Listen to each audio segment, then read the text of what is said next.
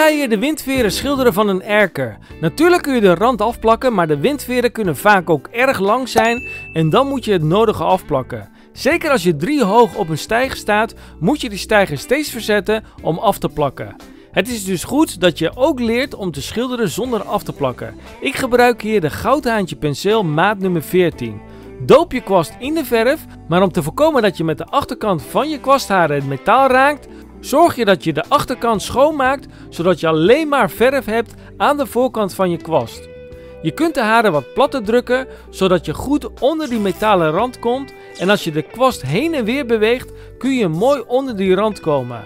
Als je dat gedaan hebt, pak ik meestal de randen tussen de planken aan. Dit doe ik met de Futura kwast maat nummer 16 van Goudhaantje. Het is belangrijk dat je deze kwast pakt en niet de purple kwast van Goudhaantje, want je ziet dat ik vrij stevig door die verf heen moet drukken om hem goed te kunnen verdelen. Ik gebruik namelijk hier de grondverf van Wijzenol. Dat is de SDT Ultra grondlak en die is vrij stevig, dus moet je goed verdelen zodat je geen zakkers gaat krijgen. Je mag bij het verdelen best korte slagen doen, maar als je alles netjes gaat strijken, dan moet je lange slagen maken zodat je de kans op zakkers zoveel mogelijk kunt voorkomen. Heb je een passie voor mijn werk en de video's die ik maak? Aarzel dan niet om die duim omhoog te geven. Door dat te doen, toon je niet alleen je waardering voor mij, maar hoe meer duimpjes omhoog, des te meer de sponsors willen investeren in deze video's. Hierdoor kan ik nog meer boeiende video's voor jou blijven maken. Dus klik die duim omhoog.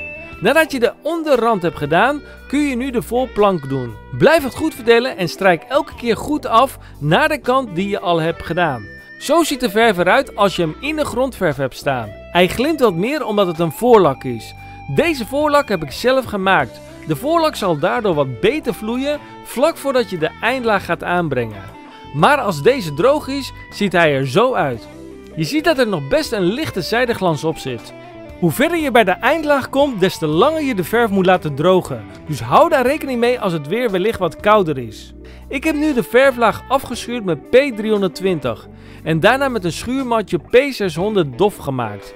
Dit doe ik om de aflak nog wat mooier te laten glimmen. Zodra je de eindlaag gaat aanbrengen, kun je nu de grote kwast pakken. Je hoeft namelijk niet meer helemaal onderin te komen bij die lat, want je kijkt nu er donker in plaats van wit zoals dat voorheen was. Vind je het toch nog moeilijk om die rand niet te raken en wil je liever afplakken, dan raad ik je aan om de Kiptape 3308 te gebruiken. Dit om de reden dat die metalen rand vrij warm kan worden in de zomer en je daardoor sneller lijmresten krijgt als de tape er al een dag op zit. Met de Kiptape 3308 ga je dit probleem niet krijgen. Alle materialen die je nodig hebt kun je altijd via mij bestellen, zodat je de juiste materialen hebt die ik ook gebruik. Met jouw bestelling sponsor je mijn kanaal. Verdeel de verf goed en dan kun je deze laten drogen. Voor de eindlaag heb ik de Wijzenol SDT Ultra Hoogglans gebruikt.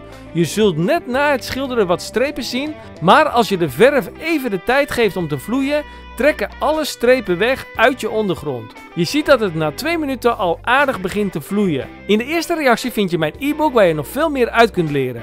Die kun je via mijn website aanschaffen. De kleur die ik hier gebruik is de U41510 en die heb ik op de windveren en de voordeur aangebracht.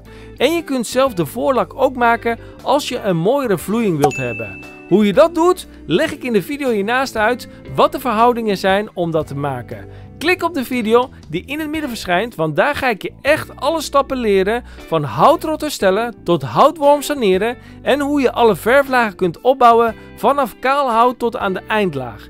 Die aflevering wil je absoluut niet missen. Abonneer je snel op mijn kanaal en ik zie je in de volgende video. Adios!